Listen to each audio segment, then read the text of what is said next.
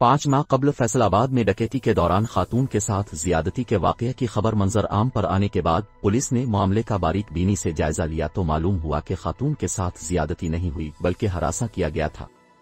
तफसीलात के मुताबिक सीपीओ गुलाम मुबश्शिर ने केस से मुताल्लिक तफसीलात जारी करते हुए बताया कि फैसलाबाद में मुतासिर है खानदान के साथ डकैती की वारदात हुई थी, जिस दौरान खातून को हरासा किया गया, लेकिन जिनसी जियादती जैसा कोई वाकया पेश नहीं आया।